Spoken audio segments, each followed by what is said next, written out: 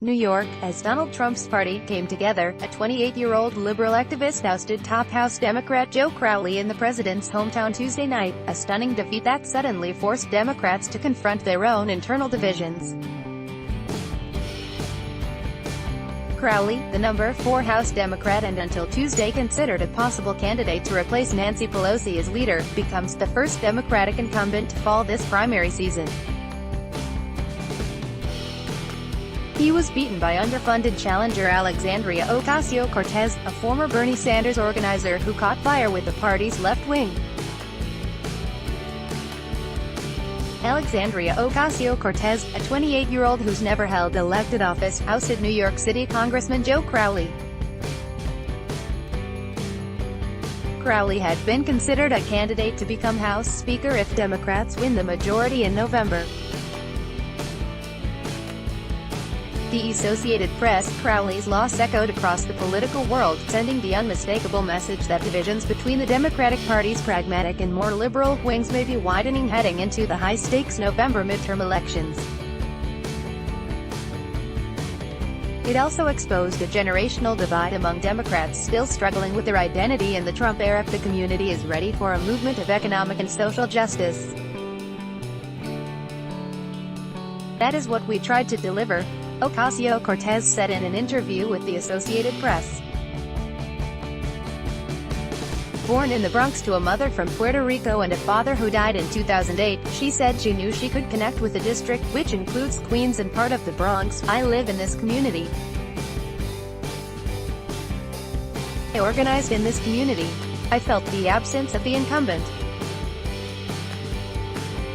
I knew he didn't have a strong presence. Article continued below. Trump, on social media at least, seemed equally excited about Crowley's defeat. Perhaps he should have been nicer, and more respectful, to his president, Trump tweeted, oddly taking credit for a victory by a candidate more liberal than Crowley.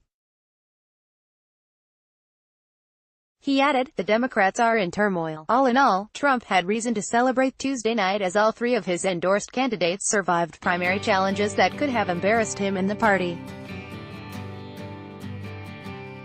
Those included New York Rep.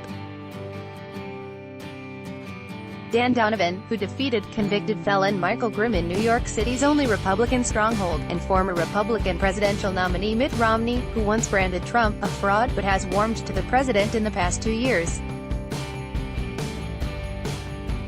Yet none of the day's contests mattered more to Trump than the one in South Carolina. Progressive challenger Alexandria Ocasio-Cortez celebrates with supporters at a victory party in the Bronx after upsetting incumbent Democratic Representative Joseph Crowley on Tuesday. In New York, Ocasio-Cortez cast Crowley as an elitist out of touch with the community. Scott Hines, Getty Images, Gov. Henry McMaster, one of the president's earliest and strongest supporters, survived an unusually tough challenge from a political newcomer, self-made Republican millionaire John Warren. The White House went all in for the governor in recent days, dispatching the president and the vice president to the state in an effort to prevent a political debacle. Article continued below. Trump's party did just that on Tuesday. Though the president has a mixed track record when weighing in on party primaries, his preferred candidates have suffered stinging losses in Alabama and western Pennsylvania in recent months. With the November general election a little more than 4 months away, more than half the states had selected their candidates after the day's final votes were counted across South Carolina, New York, Oklahoma, Mississippi, Maryland, Colorado and Utah. History suggests that Trump's Republican Party, like the parties of virtually every first-term president dating back to Ronald Reagan in 1982, will suffer losses this fall. Yet Crowley's loss suggests that Democrats must overcome intra-party divisions if they hope to take control of Congress and key governors' offices nationwide. In New York, Ocasio-Cortez cast Crowley as an elitist out of touch with the community. This race is about people versus money. We've got people, they've got money. Ocasio-Cortez said in a biographical web ad that followed her through mundane New York life, dressing for work, walking, changing into high heels on the subway platform. Women like me aren't supposed to run for office. Trump got more good news elsewhere in New York City as Grimm failed in his political comeback attempt at the hands of the Trump-backed incumbent Donovan. Grimm had held the Staten Island seat until 2015, when he pleaded guilty to knowingly hiring immigrants who were in the country illegally to work at his Manhattan restaurant and cooking the books to hide income and evade taxes. More than 3,200 kilometers away in deep red Utah, former Massachusetts Governor Romney defeated little-known state rep Mike Kennedy, who questioned Romney's conservative credentials and ability to work well with the president. Romney, too, was endorsed by Trump despite his aggressive criticism of the president before his election.